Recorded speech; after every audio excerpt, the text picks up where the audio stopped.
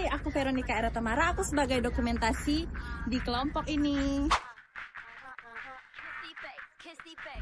Aku akan ngasih handphone ini ke editor kelompok kami.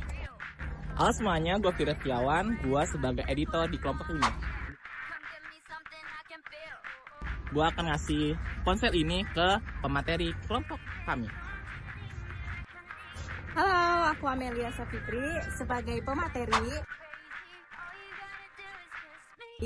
Aku akan memberikan ponsel ini ke interviewer kelompok kita. Halo, aku Angel Fitriani Anwar. Aku sebagai interviewer kelompok ini. Aku akan kasih HP ini ke perizinan kelompok. Hai, aku Maria Rahmadani sebagai perizinan dari kelompok kami. Sekarang balik lagi ke dokumentasi. Yeay!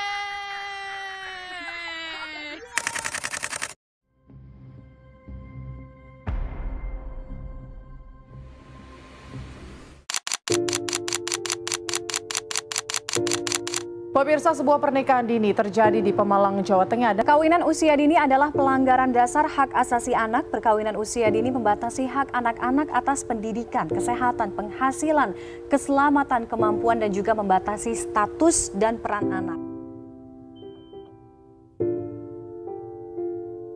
Di balik momen indah pernikahan, ada kisah yang sering terabaikan. Setiap tahun, jutaan anak perempuan di seluruh dunia harus meninggalkan masa kanak-kanak mereka yang terlalu cepat. Dipaksa menikah sebelum mereka siap. Tradisi, kemiskinan, dan tekanan sosial sering menjadi alasan di balik keputusan ini. Pernikahan dini tak hanya merampas pendidikan dan masa depan mereka, tetapi juga menempatkan mereka pada resiko kesehatan yang serius. Bagaimana kita sebagai masyarakat bisa menghentikan siklus ini? Kini, saatnya kita berbicara, bertindak, dan melindungi hak mereka untuk menentukan jalan hidup mereka sendiri. Perkenalkan, kita dari Universitas Kebidasaannya Keroka. Jadi kita mahasiswa yang lagi mau ada tugas untuk wawancara dari jurusan informasi tentang pernikahan di usia Indonesia. Jadi langsung ke kita mau izin apa di video ini? Boleh silakan. Jadi pertanyaan nomor 1, apa penyebab dari pernikahan ini menurut pendapat pandangan Saya baik dalam konteks pertanyaannya pertama, apa saja sih sebenarnya faktor-faktor yang mempengaruhi atau menyebabkan terjadinya pernikahan itu? Kalau bicara tentang faktor, mungkin saya sedikit memberikan pengetahuan sejak saat beberapa tahun belakangan ini mungkin dapat dikatakan faktor dari implikasi adanya Undang-Undang Nomor 16 Tahun 2019 yang merupakan perubahan Undang-Undang 1 Tahun 2024 yang terjadi adanya perubahan atau peningkatan batas minimal usia nikah bagi calon pengantin yang semula diatur itu batas minimalnya 19-16 untuk calon suami, 16 untuk calon istri. Sejak lahirnya Undang-Undang 16 tahun 2019, berubah batasan minimalnya seorang istri sama, yaitu 19. Ketika ditanyakan soal ini, memang sebenarnya ada upaya pemerintah ya, untuk mengatur atau memberikan sesuatu edukasi agar sekiranya tidak terjadi pernikahan bawah usia. Nah sekarang kok masih sering terjadi ya Pak? Buktinya mungkin masih ada beberapa peristiwa pernikahan yang ternyata terjadi di bawah usia 19 tahun. Apa sih Pak faktor penyebabnya?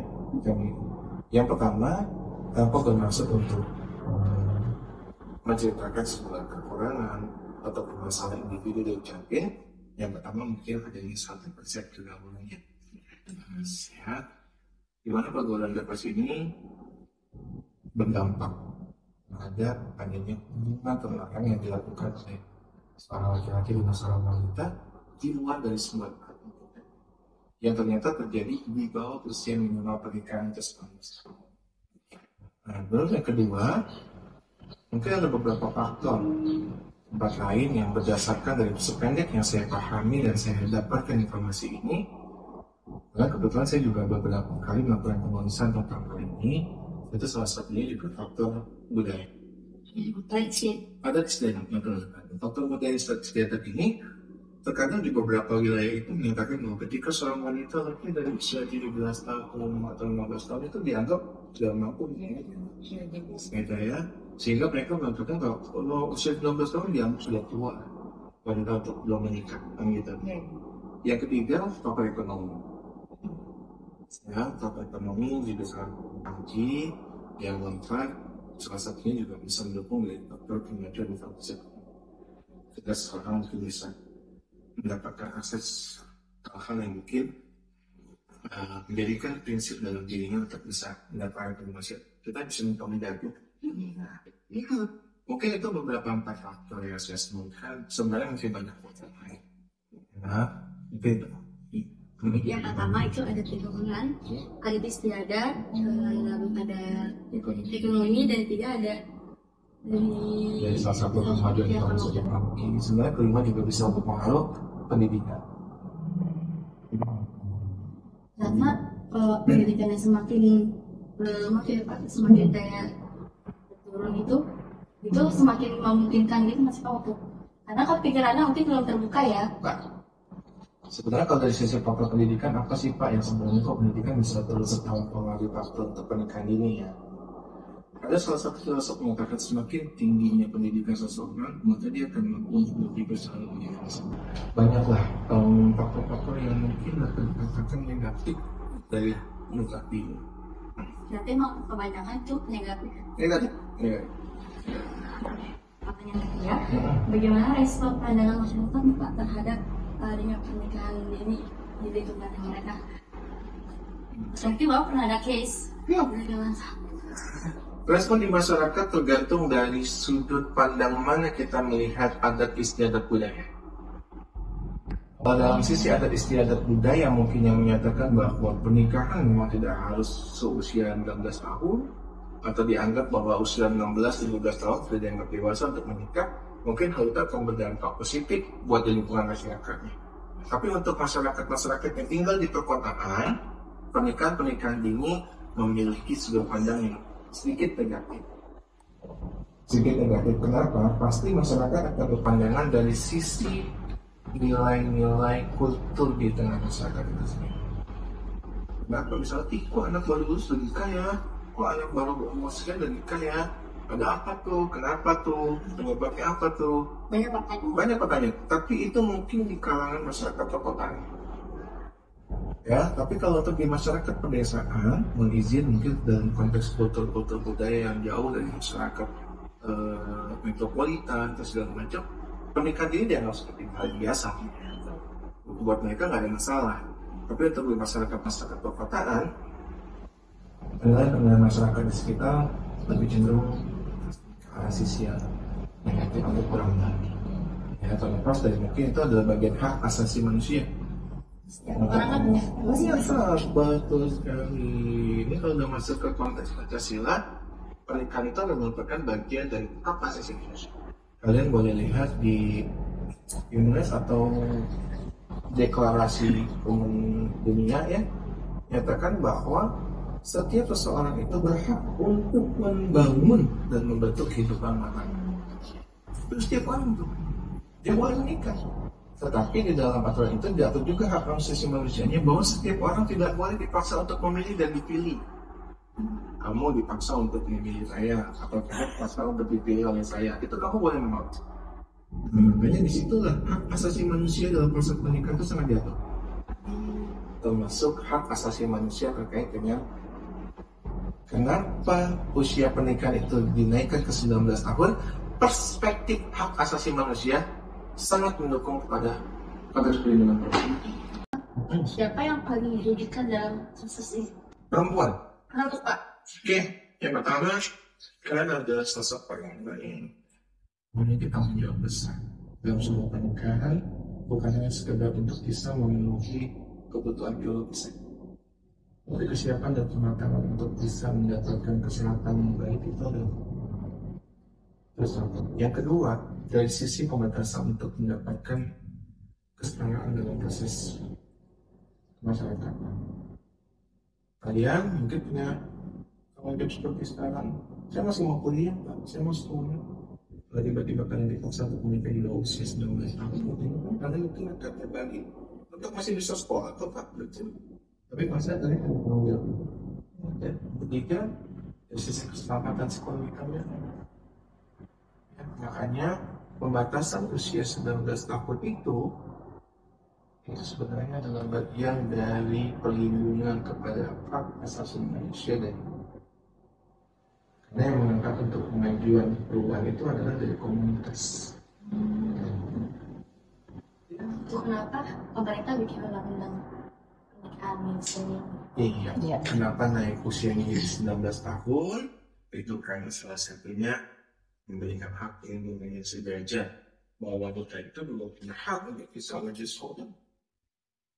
Wanita itu juga punya hak untuk bisa mendapatkan akses yang lebih fleksibel dalam hidup. Ini pertanyaan tambahan Pak.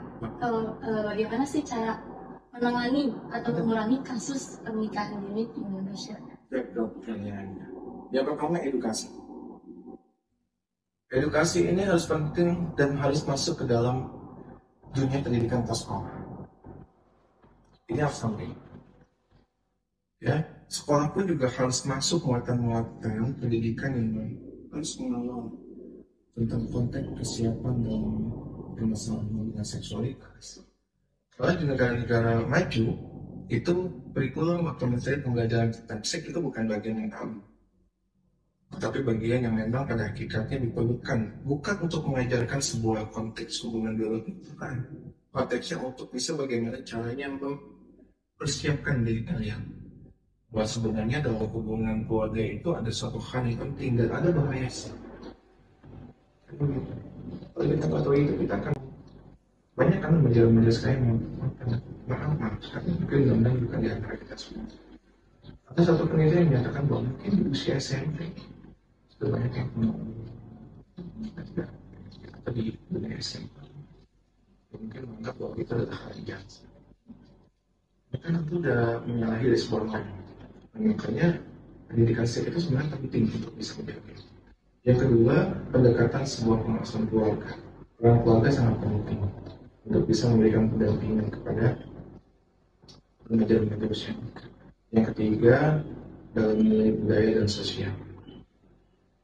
Sosial dan budaya ini sangat memiliki peran penting untuk bisa merubah mindset bahwa sebenarnya pernikahan itu adalah merupakan suatu yang sakral dan penting dalam kehidupan seseorang. Maka dalam usia nikah itu adalah hal yang paling penting untuk bisa memberikan kepastian agar rumah tangganya ini tetap berjalan hingga akhir hayat. Yang sebenarnya tiga faktor ini: pendidikan, sosial, dan agama. Ya. Apa penyebab pernikahan menurut Bapak? Penyebab pernikahan dini. Penyebabnya satu, itu ada terpaksa. Ya, karena sudah ketahui sama orang tua kejadiannya di mana, kalau ditunda, jadi bahan banyak perbincangan tetangga sebelah. Coba itu. Ya, lanjut pertanyaan kedua Pak. Apa saja dampak dari pernikahan menurut Bapak? Dampak pernikahan dini itu ada ya, perkawinan itu masih muda, umur. Memang kan jenjang perkawinan itu antara 20 atau 19 yang lebih ya. Jawabannya itu nanti ya pertumbuhan. Pertumbuhan anak. Itu yang menjadi penyebab nantinya. Karena mereka usia muda, belum siap. Mental itu rendah kalau yang usia-usia seperti itu. Bagaimana respon pandangan masyarakat nih Pak terhadap adanya pernikahan? respon masyarakat. Kalau respon masyarakat mah kurang setujui kalau pernikahan ini mah ya memang ada itu tanpa pengetahuan gitu. Kalau mereka pernikahan dini itu di kantor nggak bisa, jadi dikasih itu kebanyakan pernikahan dini itu. Itu alasan kenapa banyak pernikahan. Ya karena di kantor nggak bisa kalau bukan umur 18, 19, 17 aja masih ada pertanyaan. Kok pandangan masyarakat Pak, responnya apakah langsung diomongin atau gimana? Kalau masyarakat kalau udah kayak gitu yuk mereka terima apa adanya, warga dikasih jadi nanti nggak banyak bahan pembicaraan si A si B kejadian ini nih begitu, mendingan dilaksanakan lebih aman, udah nggak cerita. Berarti masyarakat Pak Setuju aja. Oke Pak, yang pertanyaan Pak, bagaimana sih Pak cara mengurangi pernikahan dini menurut Bapak aja? Menurut pernikahan dini mengurangi Cara ya pencegahan lah, orang tua lihat kepada anaknya jangan terlalu pergaulannya itu iya kebanyakan ya pergaulan. Kalau mereka sendiri saya sudah saya mau berkarya. Oke, selamat sore. Kita dari mahasiswa Universitas Binasaran Informatika ingin meminta izin kakak untuk wawancara terkait pernikahan ini. Sebelumnya kita mau dokumentasi dulu, apakah kakak mengizinkan? Boleh. Izinkan. Ini langsung ke pertanyaan utamanya. Apa penyebab pernikahan ini menurut? Kalau menurut saya itu pernikahan ini itu entah karena kena skandal kayak hamil di luar nikah atau karena perjodohan. Kedua, apa kira dampak pernikahan ini? Menurut saya nih ya, kalau misalnya pernikahan ini itu pasti banyak dampaknya. Kayak kan belum siap sosial, belum siap ekonomi juga. Terus juga kayak takutnya belum pada siap jadi orang tua juga kalau misalnya punya anak. Yang ketiga, bagaimana sih respon masyarakat terhadap pernikahan ini? Menurut saya ya, kalau misalnya responnya tuh bikin ada segan. Kayak pernikahan ini itu misalnya kayak dia kena handal nih, terus kayak pasti pandangan orang juga buruk kan, kayak kok ini anak malah begini, yang katanya baik kok jadi kayak hamil luar nikah gitu. Kalau yang perjodohan mungkin jarang ya, pernikahan ini tuh di sini jarang, kayak mungkin nggak ada gitu kalau jodoh-jodohin. Yang pertanyaan keempat, bagaimana cara mengurangi kasus pernikahan ini? Jadi karena selain pergaulan tapi nggak mungkin juga kan, karena sekarang tuh pergaulan tuh bebas banget. Jadi mungkin ya paling harus jaga diri sendiri sih, kayak nggak boleh terlalu bebas gitu. Berarti dari dirinya sendiri ya, harus ada protoknya. Yang kelima, siapa sih yang paling dirugikan Kak dalam pernikahan? Menurut saya sih yang paling dirugikan itu perempuan. Karena kayak misalnya nih, kayak kalau laki nih ya, kalau laki tuh pasti nggak bakal ketahuan kalau misalnya udah rusak atau gimana. Tapi kalau perempuan tuh pasti ketahuan. Kayak dia bakalan dipandang rendah sama orang-orang sekitar, dia bakalan dihina, dihujat atau diapain. Itu aja sih Kak sebenarnya pertanyaannya. Terima kasih ya Kak udah mau jadi narasumber kami.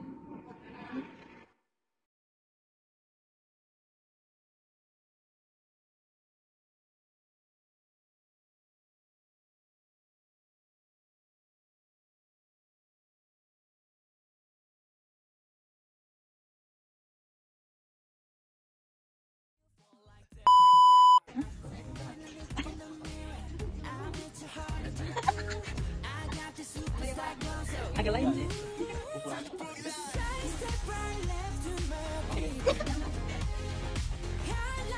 Aduh, lupa.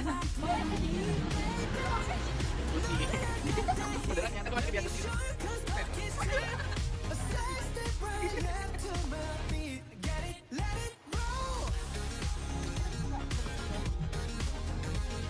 Ini bukan sketch ya? Enggak, video. Astagfirullah.